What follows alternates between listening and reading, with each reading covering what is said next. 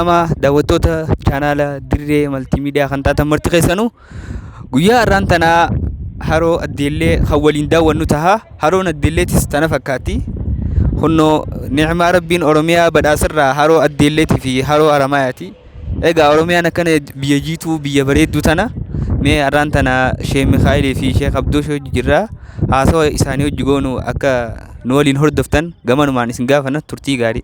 Barakatu daawwattoota chaanaala dirree maltiimiidiyaa nama gatti argama. Abbaan dirree maltiimiidiyaa isa kana sabiskiraayib godhaa fi guddisaa fi jazaakumullahu khairan amma jalqabee haa guddatu fi inshaallah mucaan kun egaa mucaa keenya jazaakumullahu khairan ijoolleen teenya guddachuu qabdi da'awarra sossoo'uu qabdi da'awarra nama sossoosuu qabdi da'awarratti wal kakaasuu qabdi jazaakumullahu khairan hanga gaa sagantaa biraatiin wal qunnanutti an sagantaan tiyatanuma waa'een haramayaa gaa haroo Addeellee akkana fakkaatti haroon Addeellee akkuma amma isin gartan kana jirti kunooyi wallahi qurxummiin takka agartee kalluun xiqqaan akkana xullub jala akka keessaa utaala akkana ol utaala allaattiin gubbaa dhaabbatteetuma fuuti keessaayi biyya biraa namni bahara walakkaa dhaqeeti kalluuna barbaada Keenya kullaan namni dantaa irraan qabu allaattii qofan nyaata subhaanallah hada huwa ni'maa biyyi teenya badhaatuudha garuugaa yoo vaayitaaminaa barbaachise malee biyyi teenya waa hundaanuu guutuu waan taateef qilleensa bareedaa waan qabduuf waan kanatti hedduun hajamtu jechuudha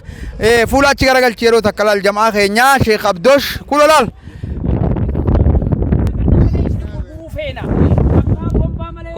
bishaan rabbii namni lafatti awwaalee dharraa isini godhe way agartanii takka isin kana fakkaata bishaan rabbii inshaallah qurxummii as keessa jirtu osoo gartanii ni boochan bineensa as keessa yaa'u jira qurxummii kan rabbiin nama hundaaf halaal godhe alhamdulillah bishaan kana fakkaata kana qofaa miti haroo mayaatis ni jira achis dheyne isin daawwachiifna inshaallah amma gaasilaa kharayaana malee keessa gangaladheetiin si garsiisa daakeetiin si garsiisilaayi kana fakkaata laal kuno laal kan ni mul'ata laal kuno ni mul'ata daakuu miti laal bishaaniin bishaaneysa daakuudha jala gubbarraa dakarraa walaa keessa hunda nin bishaaneysa kana fakkaataan isin ije bishaan Oromiyaati. Wassalaamu alaikum warahmatullahi wabarakatuh. Khara deemu jirra amna teenya nu wajjin imala isin jenna jilli da'waa fi yaafannoo arra dirree dhawaatti nafne sossoo'ee Oromiyaa tana walii garagalchuu deema nu hordofa isin jenna. Wassalaamu alaikum warahmatullahi wabarakatuh.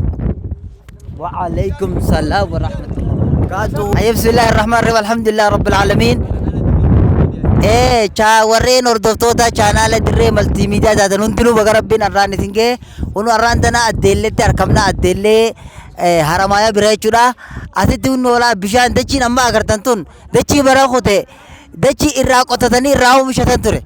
Rabbi subhanahu wa ta'ala tola ooltummaa isaatiin rahmata isaatiin arraan tana bishaan akkana nu bishaani jijjiiree alhamdulillah warri naannoo kana baga gammaddan yoo rabbi jaamata dhufu bakka tana gaa tadooniin irra deemtu arkuu teenya hedduu galatoomaa hedduu isinin jennaa gaa bishaan gaa waa'ee isaa guddaadha bishaan rizqiin deema bishaan waa hedduun deema mallattoo rahmata rabbiiti inshaallah gaa nu daawwadhaa sagantaa itti aanu tanaas qaama qalbiin hordofaa isinin jenna wassalaamu alaikum warahmatullahi wabarakaatuh.